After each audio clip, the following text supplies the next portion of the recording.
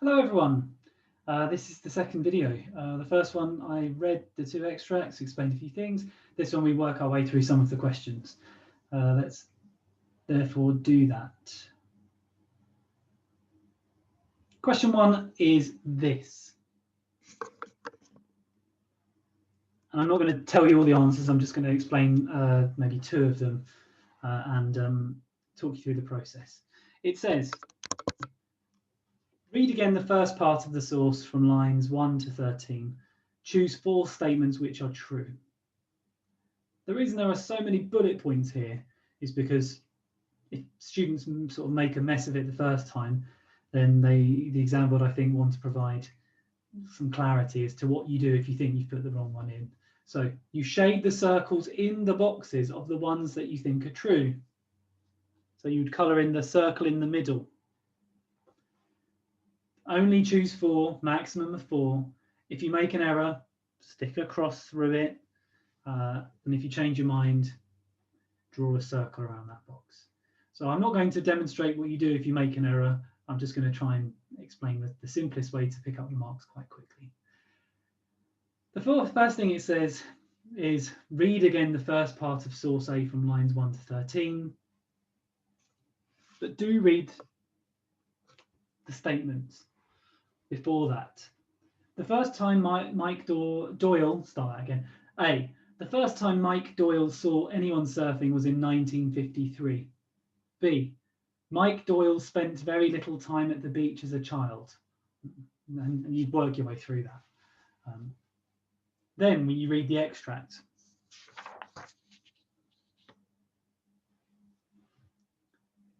the first time I ever saw somebody riding a surfboard was at the Manhattan Pier in 1953.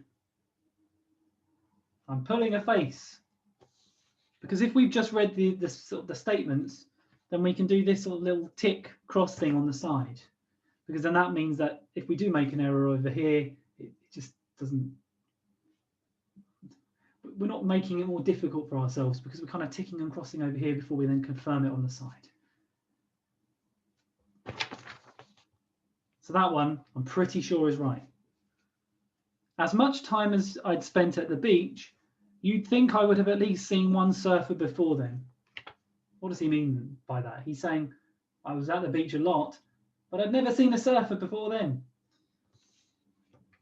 In the 1950s, sorry, I'm reading the wrong one. Mike Doyle spent very little time at the beach as a child. Well, that's obviously incorrect. He's just told us that he spent loads of time at the beach, but he'd just never seen a surfer before.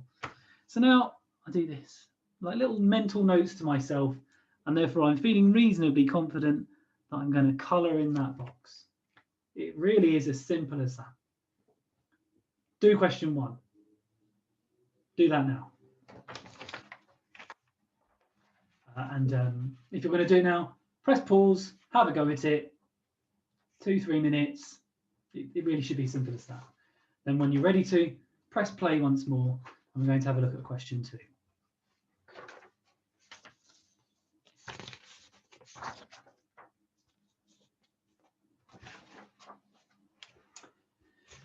Question 2 says that you need to refer to source A and source B for this question. Both sources describe the types of board used for surfing. Use details from both of those sources to write a summary of what you understand about the different boards used by the surfers. Now, some people, teachers, students, whoever, feel that this question can be a little misleading. Therefore, the simplest way to think of it is this.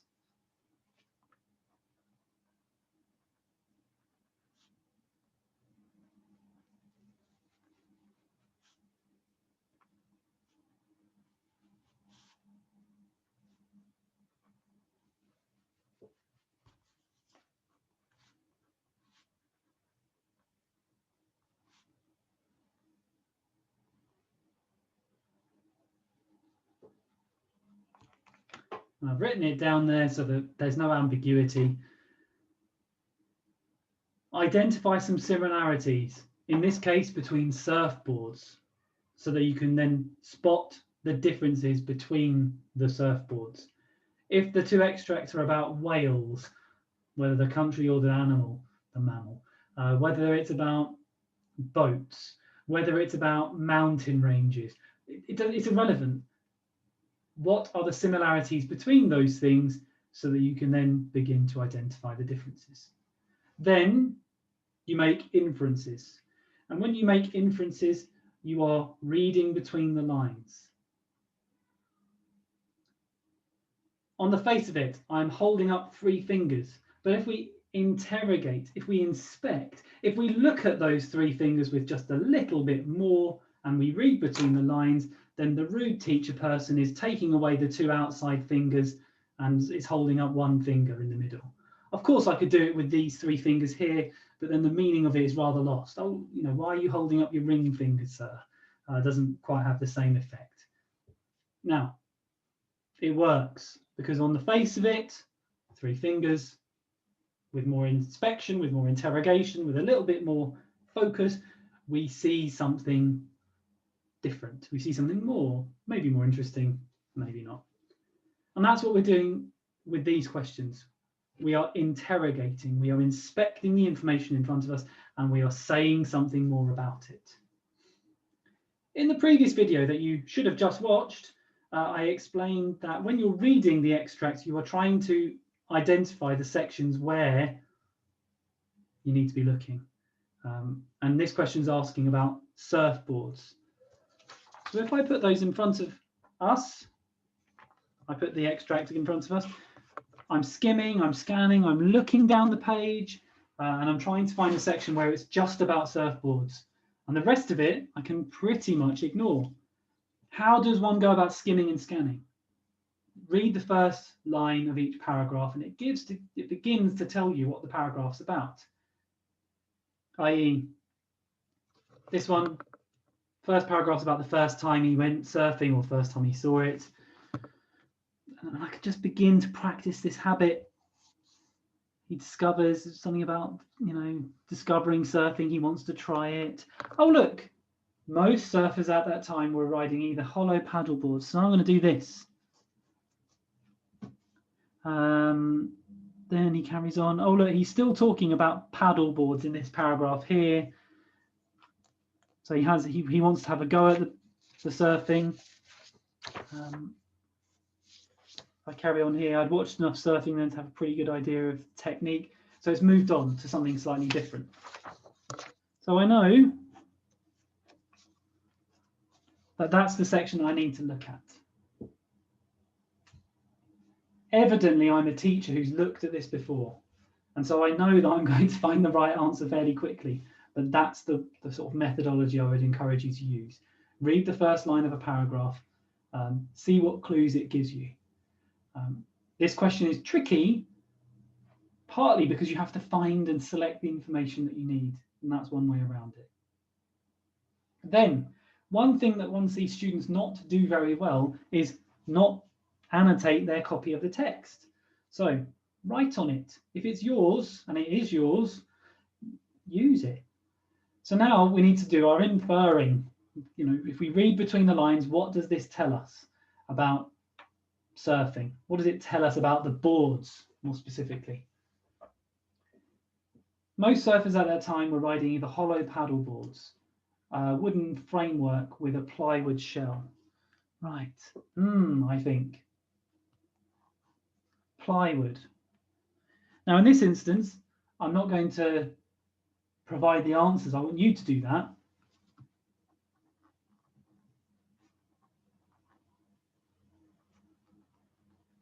But my question then is, well, what's plywood like? What kind of a material is it?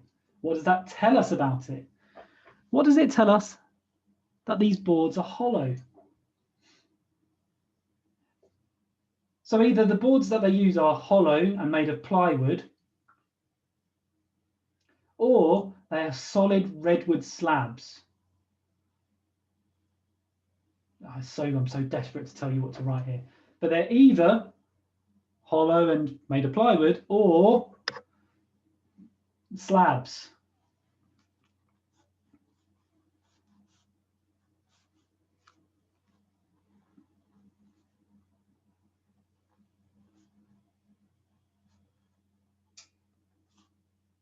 And again, the question becomes, well, what's this wood like? Some of them are 12 feet long. The much lighter and better balsa wood boards were just starting to appear. So he's telling us that there, I will tell you this bit, that the boards aren't very good, and better boards are beginning to emerge. Fine. So at the very least, I've got that to write about. And in the sort of next paragraph, we have more examples of what the board is like. I'm not going to focus on that in this particular video because that's where you need to do things more independently. I will do it verbally, very briefly. He tells us about a kook box. It was hollow, made of mahogany, 14 feet long, 65 pounds, and had no fin. 65 pounds. Now, I need to use some general knowledge. So I'm doing this kind of hand action here of, you know, what do I have in my head? Because I have to use the knowledge of, well, there are 14 pounds in a stone. And if we do a quick bit of maths, how many stones is that? And if we then start thinking about carrying or surfing on something which is that many stones, how is that going to be easy or difficult? What's a fin used for? I've never surfed in my life. Don't want to be honest.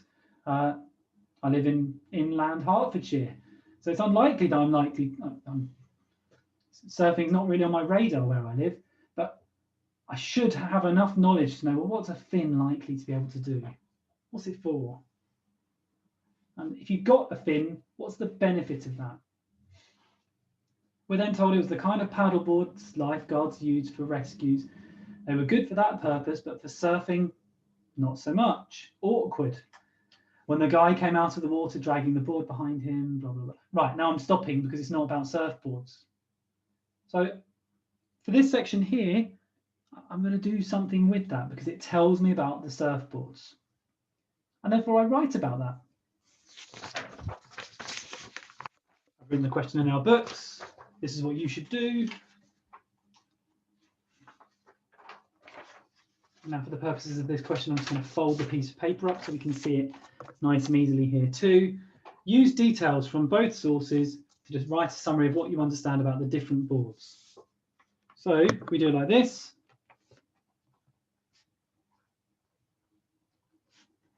We're not interested in the writer's viewpoint or the writer's perspective. It's just, what are the boards like?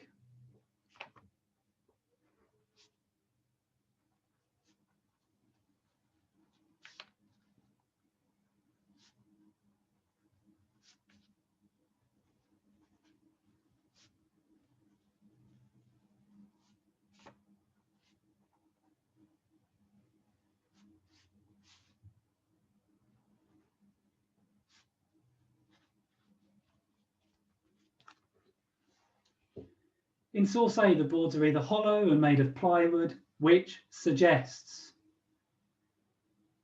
Tell me what it suggests.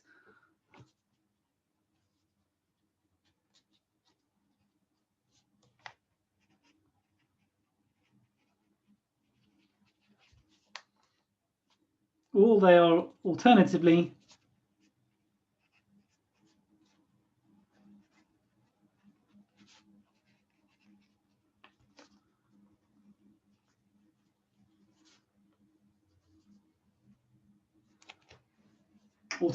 they are solid redwood slabs. This may imply. Now I'm deliberately using words like may to illustrate that I'm not certain. I don't know for definite.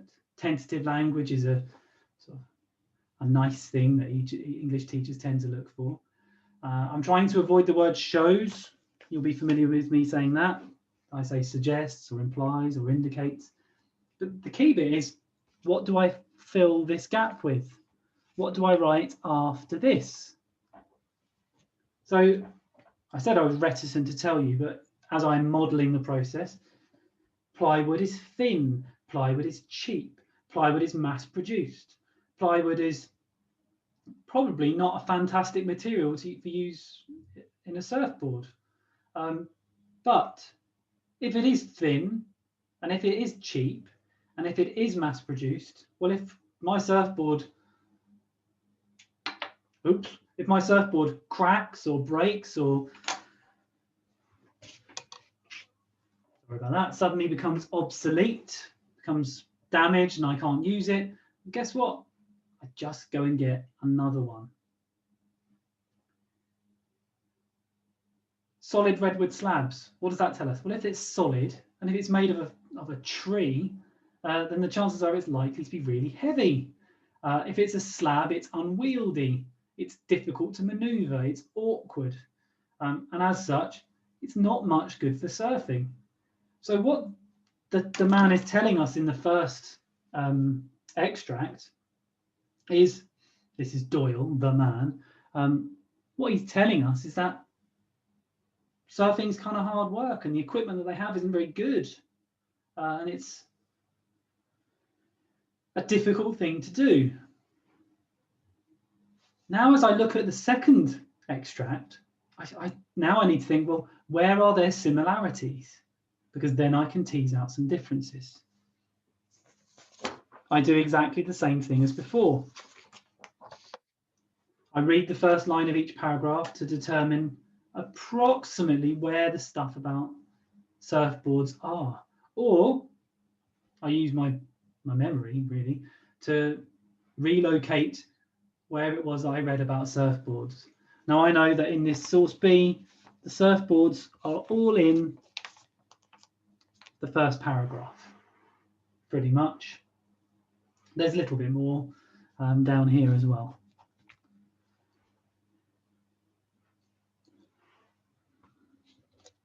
It says, the surfboard is a tough plank of wood shaped like a coffin lid. Right, well, that's interesting. Coffin lid.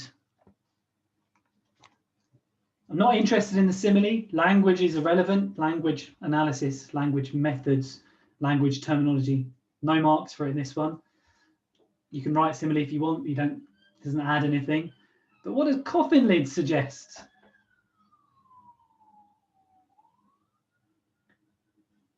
I'm pausing. I'm hesitating. I'm shrugging my shoulders there because it should be reasonably obvious. They're not trying to catch you out here. We're told that the surfboard is 2 feet broad. Again, if I know a little bit about general knowledge, I can say something there about, well, 2 feet, and there are 12 inches to a foot, so that's 24 inches, fine. Maybe I can do something with that in a second. But these boards are 6 to 9 feet long, well oiled and cared for. So what does that tell us? That these things are well oiled and cared for. What does this tell us about the surfboards? That they're loved, that they're cherished, that they're respected. If we then read on, they're usually made of wood from the native breadfruit tree, and then they are blessed. Now, I'm pulling a face there because blessing a bit of wood doesn't strike me as the kind of thing that source A would do. Why? Because it's made of some cheap, mass-produced, easily replaced plywood. And so here I have the sort of basis of an answer. Because in source A, the boards are either hollow and made of plywood, which suggests things I've told you, or alternatively they're solid redwood slabs, and that implies something else. And what we need here now is a sort of point of comparison. Now this paragraph here looks very short, but by the time I've explained it and I develop it, then I get more. But because you're being asked to write a summary of what you understand about the different boards, we just need one point of comparison. That's it, just the one. If I want to say that things are similar to one another, I use words like likewise or similarly or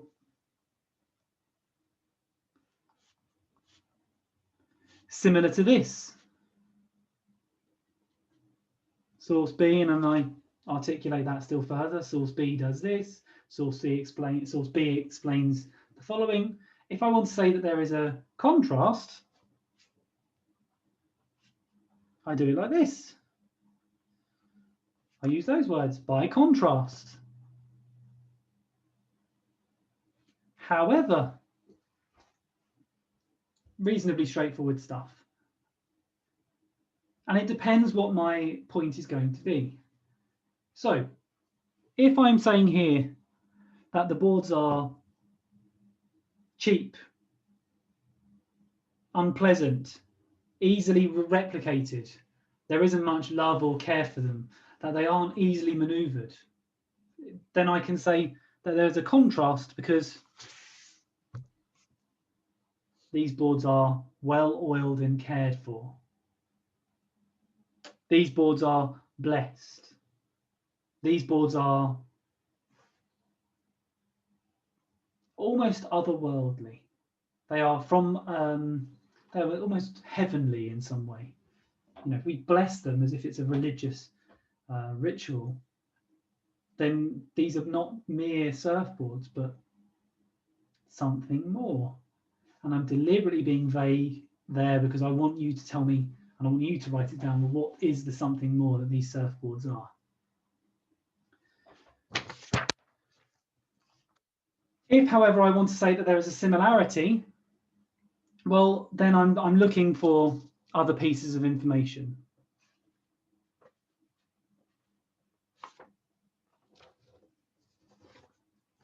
And therefore, that's why it's easy to find differences. So my differences could be cheap, nasty boards in source A, well-oiled, well-cared-for boards in source B. My differences could be in source A that some of the boards are 12 feet long, really quite long.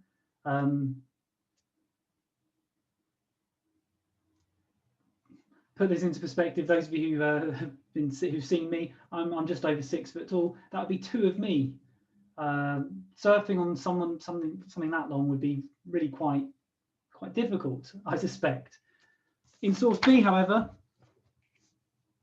we are told that they are, where has it gone? And I must find it. Oh, look here. And I'm actually looking in front of you. They are 6 to 9 feet long. So we have this obvious point of contrast. And then that's really what we're looking to do. What do we learn about the different boards? So perhaps if I model a sort of slightly extended version of this. In source A, the boards are either hollow and made of plywood, which suggests they are cheap, easily replaced, and mass-produced. This may reveal that they are boards that don't have to be protected or cared for. Alternatively, in source A, the boards are described as solid redwood slabs, which may imply that they are difficult to maneuver, that they are unwieldy and not ideal for surfing. We can see the same thing. This is similar to source B, where the boards are described as being made from the native breadfruit tree, presumably a heavy piece of wood. However, the difference between these pieces of wood are that the native breadfruit tree is beloved, that it is honoured, that it is cherished. And we can see this through the reference to how these boards are blessed in a simple ritual. Perhaps these boards are blessed in a simple ritual because, moreover, in source B,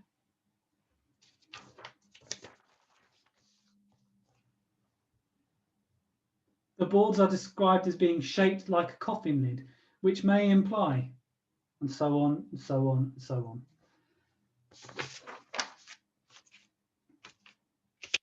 So this is a kind of structure to push you in the right direction. In what ways are the boards similar?